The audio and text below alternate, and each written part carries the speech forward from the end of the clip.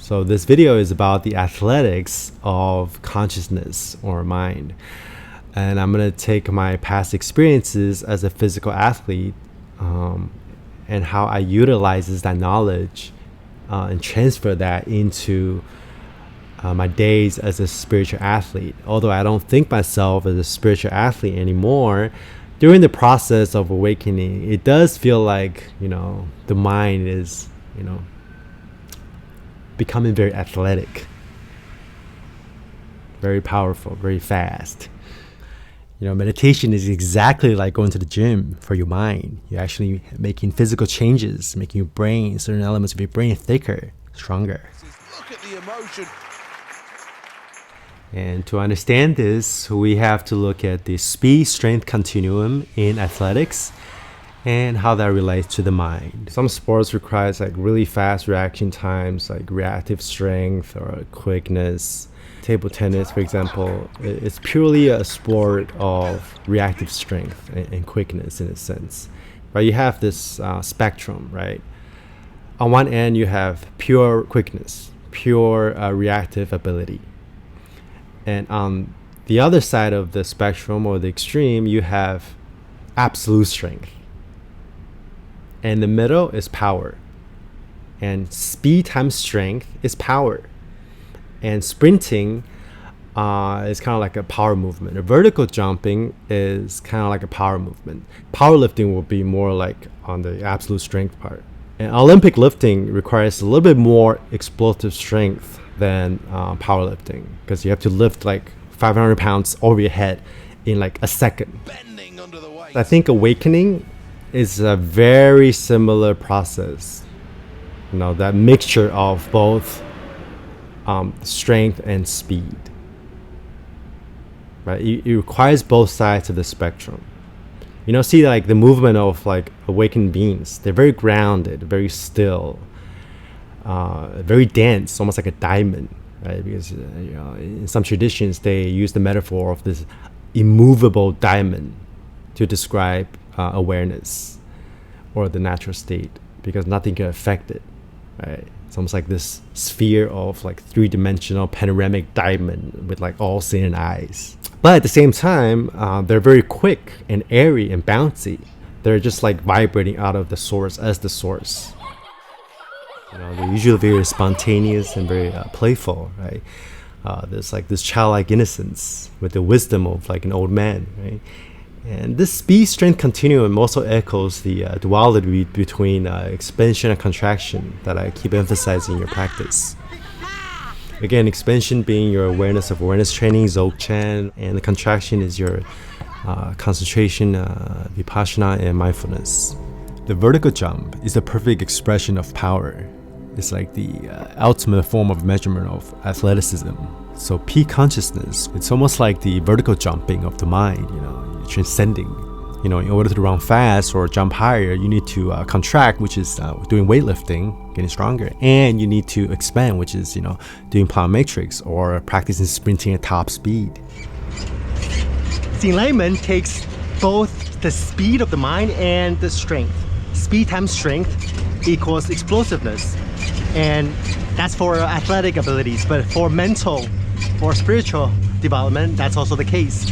You need strength, even if you can glimpse the 360 infinite boundarylessness awareness for a few seconds. For most people, they glimpse it for a few seconds. They can't even hold it for a few seconds, let alone make that into their moment-to-moment default state. You need enough industrial level concentration power to hold it. And that's like a max effort strength. You have the industrial strength concentration, that you train your mind to be as concentrated as it can on the object of meditation, and that's what? On the side of absolute strength, absolute concentration. Right? On the other side of the extreme, or the spectrum, what do you have? Quickness. Right? And what is that? That's pure awareness training, awareness of awareness, or Dzogchen kind of training, right? Because awareness is very quick. In fact, quickness or speed is not even the right word for it, because it's instantaneous, it's timeless. And like I said in one of my previous videos, Einstein said that the speed of light the fastest thing in the universe, speed of light. It's so fast that it becomes constant. Let's take a look at physics, which is just another story in a sense, but it's a good metaphor. If an object did reach the speed of light, its mass would become infinite. And as a result, the energy required to move the object will also become infinite, which is an impossibility, right, theoretically. And you slow down, you become completely still in a sense. That reminds you of enlightenment, doesn't it? You can't grasp it with the mind or the intellect, right? And also, like I said earlier, it becomes so massive, so dense, because it's also so infinitely fast. And that duality, that paradox, everything's standing still, but everything is also moving at the speed of light. That's really what it feels like, bro. The only permanence is impermanence. Ta-da! That's why a lot of people use the word light or luminosity to describe the nature of awake awareness. Awareness is faster than thoughts and feelings. Looking for the seer, or like looking for the self in an instant. That's kind of like a practice in Dzogchen. It has to be very quick.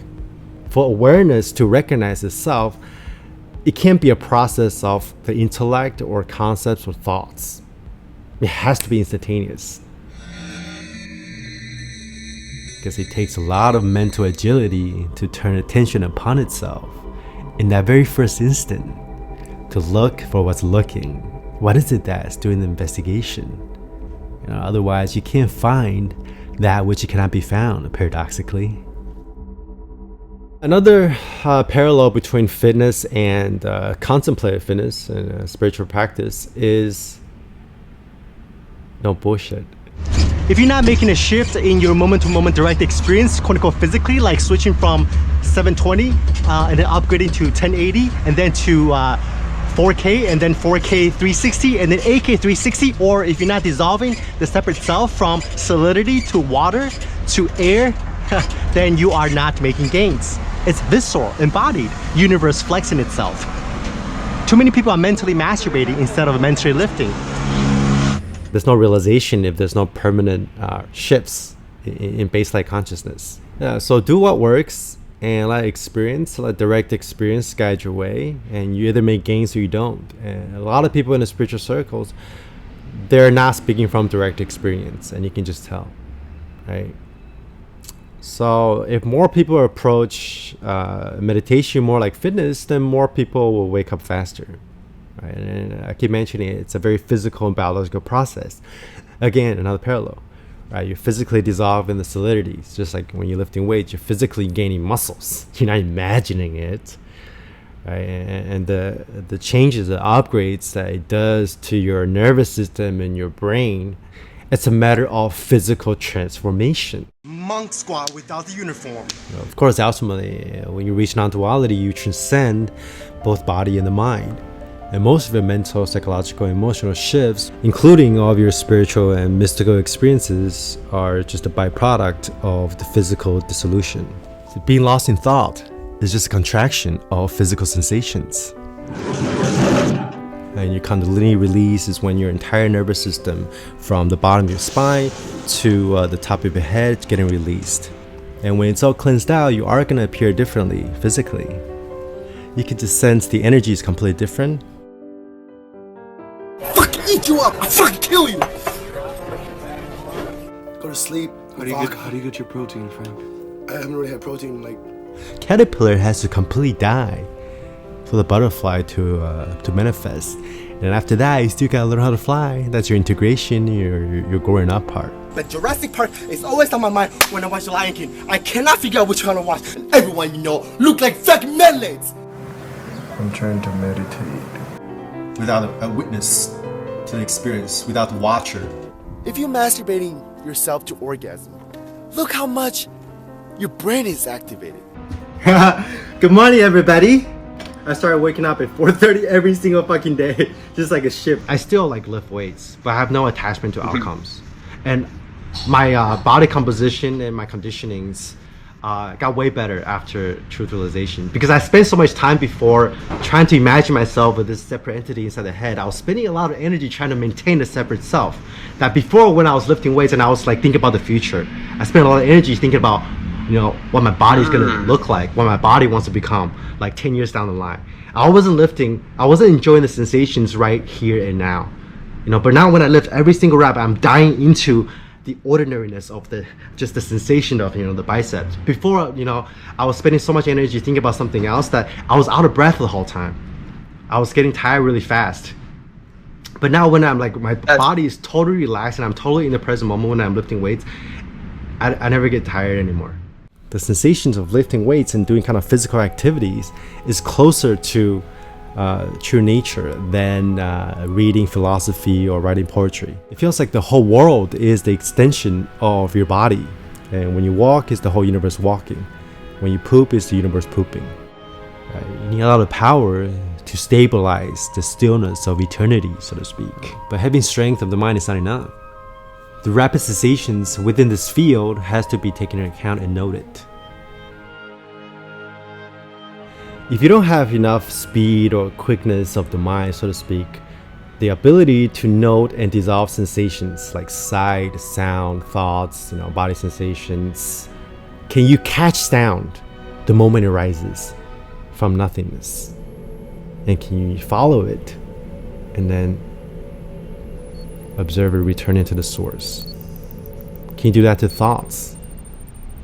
If your mind isn't quick enough, you're not going to be able to catch that precise moment that a sensation arises and catch the moment it disappears. Of course, ultimately, you don't really catch sounds. You don't really observe thoughts because that's more duality.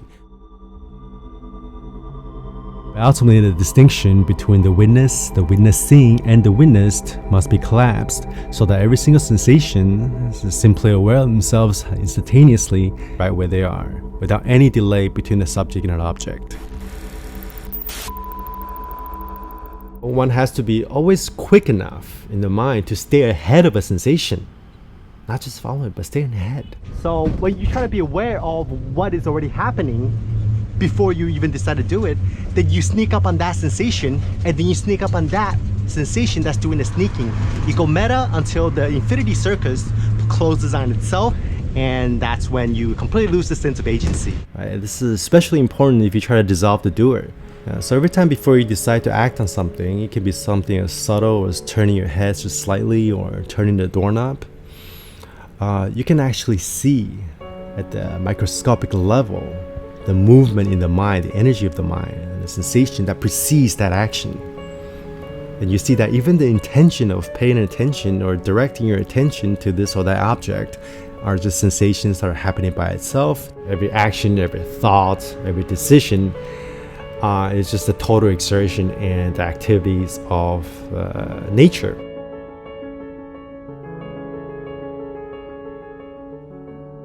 When I first read Daniel Ingram's book, Mastering the Core Teachings of the Buddha, I was so mind blown because he was like talking about speed. I was like, this is just like the vertical jump Bible that I used to read. Realizing that there's a spectrum of speed and strength and the mixture of different practices and different exercises that make sure that you cover the entire spectrum. If you're too strong, if you're just an athlete who's naturally very strong, you have a very good strength foundation, but you're not getting up in the air. Why? Because you need more speed, you need more plyometrics, you need more like speed lifting, more sprinting. And just like people who are able to do Vipassana really well, they can concentrate on the object of meditation really well, but they still haven't reached the natural state. This video, 360 degrees. They might be really good at concentrating on the object of meditation or maybe feel peaceful at times, but they don't have the vast spaciousness or that panoramic view going on. Maybe they go into retreat for like 20 years. And then you realize that meditator is what's in the way, because the whole point of practice is ultimately to dissolve that, not to become a better meditator. So they might benefit from more elastic type training, awareness for awareness, Dzogchen, more quickness of the mind. To see through that way, the meditator was never there in the first place. If you're naturally already a very speedy and very quick athlete, then you're not getting up in the air as much. What do? Incorporate more squats, bring up that industrial strength, that max effort strength, increase that 1 rep max. Likewise, I've seen a lot of people that practice non-dual awareness type training, like the Headless Way or Dzogchen, do nothing meditation. They seem to have that vast spaciousness, but only in the background, because they still have a center. Those folks might benefit from more concentration-based practices to Vipassanalize the density in the center. A lot of Neo-Advaita people who follow more of the non-dual tradition, practice a lot of awareness type training. They don't completely understand the nature of sensations at the atomic level. So they don't see impermanence at the deepest level. So there's usually still some kind of solidity that are sticking. And the rest of your solidity is always going to ratify anything you experience and turn it into a new thing of fascination and identification. So you tend to see those seekers latching their ego onto awareness or God consciousness and then objectifying that into the new self to identify with, failing to see that consciousness is also made up of impermanent sensations, is also dependent on conditionings, and is also part of this arising and passing away. You can't hold on to any ground. Going back to Daniel Ingram, when I first read his book, I was amazed by what the mind can do. You can catch 15, 20, 30 sensations in a second? No way. Is this guy like bullshitting? Because at that time I could only catch like one sensation per moment. But then as the mind opens up, it can actually perceive the entire field, every single sensation simultaneously. So in the full 90 state, it feels like reality is simply meditating to itself without any effort or concentration from the meditator. Right? There's no vantage point inside the head that's actually paying attention or focusing on anything. So you collapse even the direction of attention and see that it's just more solidified sensations that's trying to take credit for this vast, boundless space of awareness that's already knowing itself. Right? This is why the do nothing meditation, all you're really doing or not doing is simply setting up the right condition to allow meditation to happen on its own. And this is the non-meditation meditation, the deepest meditation there is. And this really transcends everything I'm talking about before about speed and strength, right? Because that still belongs to the meditator.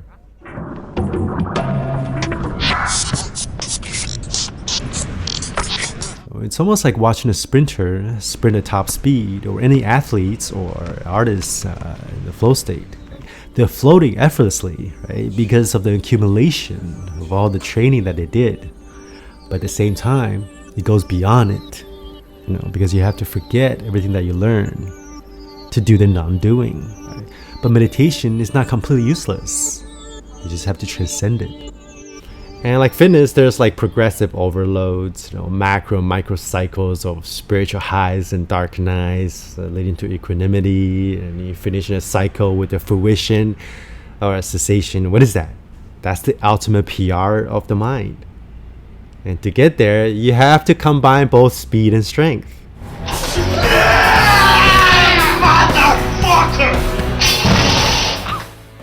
So each time you have a cessation, the baseline consciousness is permanently shifted because more of your conditionings and traumas gets uprooted. And you do this thousands of times throughout the path. Some micro cessations are so tiny that you won't even notice it. But the macro cessations, it feels like the whole universe disappears and it reappears again. And it puts you on a new path of development. So it's almost like you're lifting suffering and accumulating all your insights that you've gained into one fruition moment.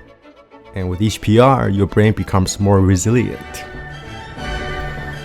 See, every time I reach a path on my spiritual journey, I get a new pair of shoes. If you read the biography of the Nike creator, Phil Knight, both him and Steve Jobs wanted enlightenment.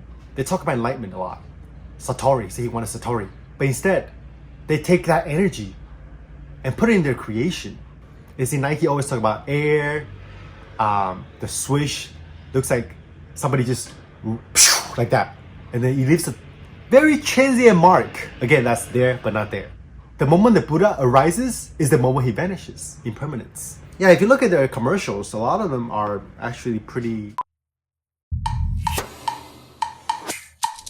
You know, Shi Yang said, emptiness, when manifesting in form, is bouncy, like a basketball.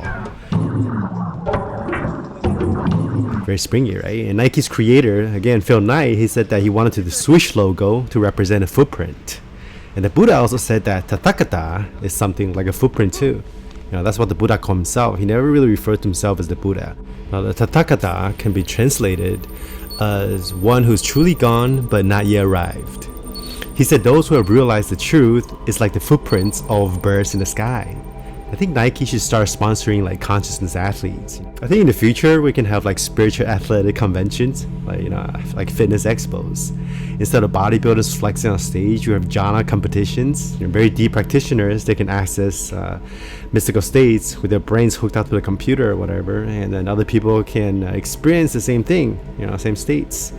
By then, you won't be any fake gurus.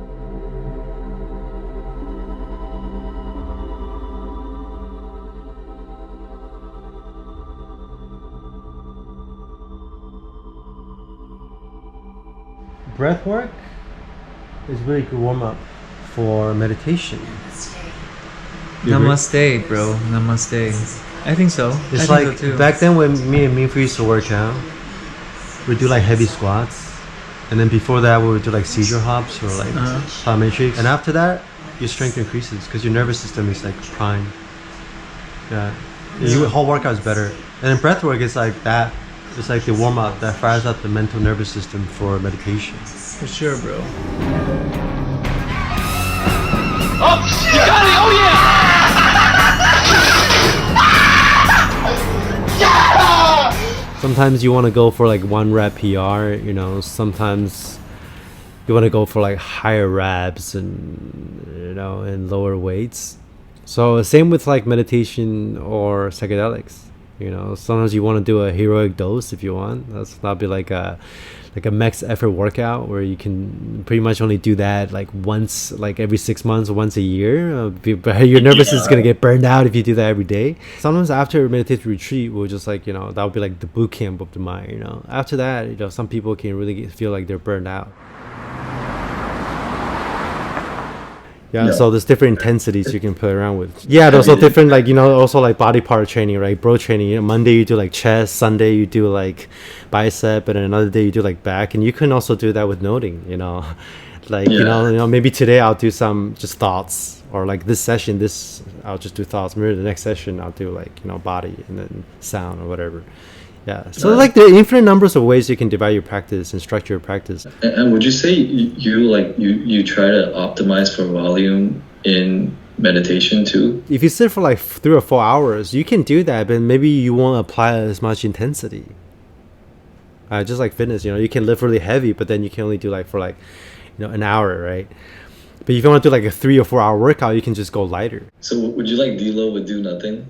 Yeah, it's a good one. Yeah, you can do nothing, or some of my clients, they're just like too into spirituality, you know. And I'm just like, you know, dude, just go take a vacation, just go drink some beer and like go fuck some girls. That'll be the deal for them.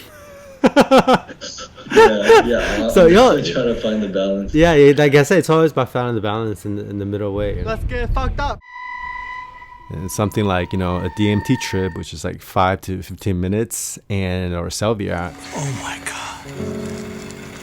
Or ramping through the jhanas, flipping through them very quickly, ending in cessation, versus, you know, a meditation retreat, which is like a marathon. One is sprinting of the mind, another is a long distance, and you need to cover both sides of the extreme sometimes.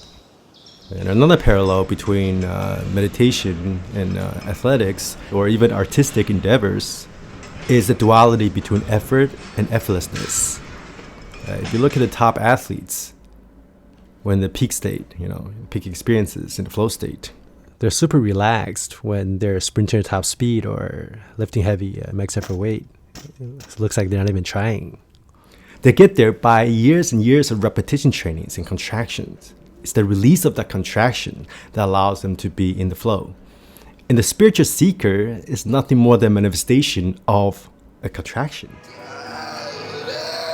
And through hours and hours of releasing that pressure is how you become liberated.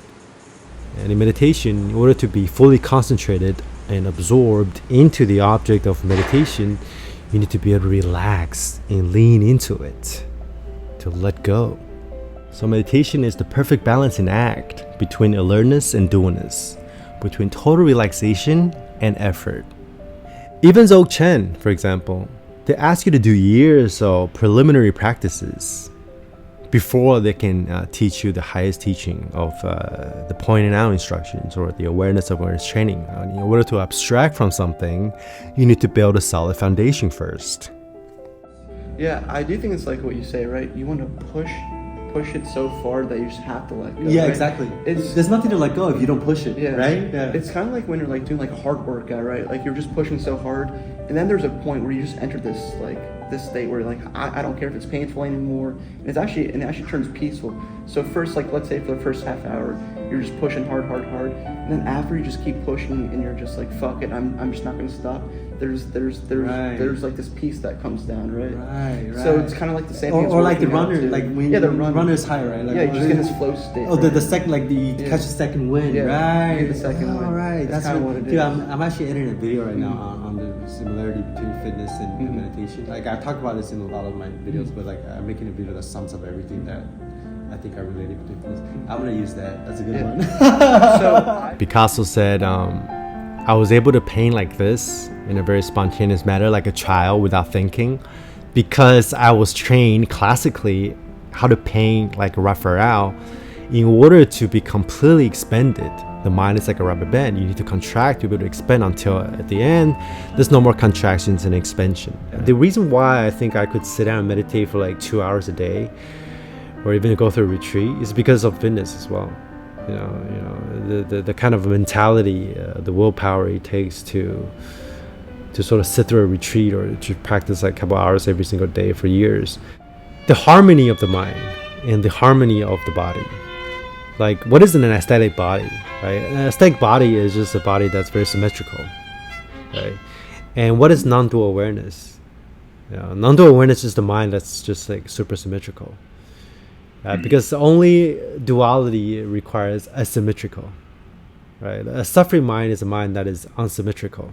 And then this unification of the mind is also how like Tathāgata describes awakening. You merge in the different sub-minds into one unified system. So there's absolutely no distinction between inside and outside. Like a very aesthetic painting, for example, or a very beautiful piece of music.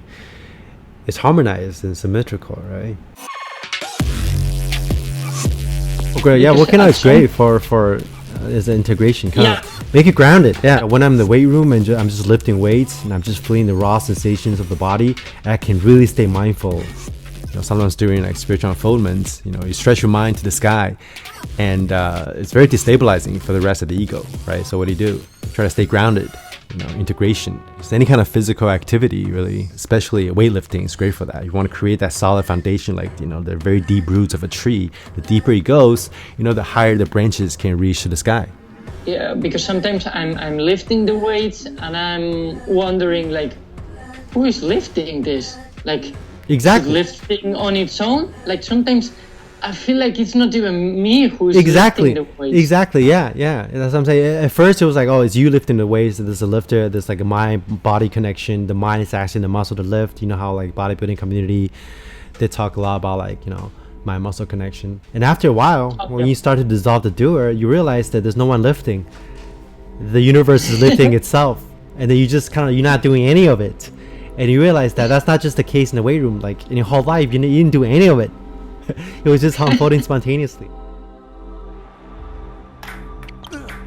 So how did you get into spirituality and consciousness work after a decade of fitness? Even after fitness, I went through a brain and mind and psychology and a philosophy neuroscience phase, and I look at them as pretty much the same thing. I wanted bigger muscles. I wanted to build a bigger brain, BBC of the mind. Because meditation is just contemplative technology that allows you to re-engineer your brain the same way that you do with the body. I wanted to be the smartest and most creative person I could possibly be. And eventually you transcend into that. I access the quote-unquote God mind. And the human intellect, it's only a tiny sensation arising within it. This meditation and awakening thing, it's sort of like the final and the ultimate level, frontier of brain playing and mind exploration. So you play and deconstruct your brain to the max effort degree so that it disappears, and becomes non-local. It's like a bodybuilder who gets so huge, it explodes into thin air. It's kind of like being your own inner neuroscientist and brain surgeon and therapist. You completely rewire and hack your entire brain just by sitting at home in your living room. When you get to the max effort mind aesthetics, spirituality, some awakening experiences, nobody can experience what you experienced. It's like eating food, right? Nobody can taste what you taste, but now you're tasting the whole universe. Even if your direct experience right now is just infinite and vaster than the sky, and your true self becomes the whole world, only you can taste that one taste. Paradoxically, even though it's universal, right? So in a sense, you become a complete normie to society. It's like Ronnie Coleman having the biggest and most aesthetic muscles in the world, but only he can experience and see it. But of course, other people can receive in quote-unquote transmission, whatever that means. So the question is, do you want to be special or do you want the truth?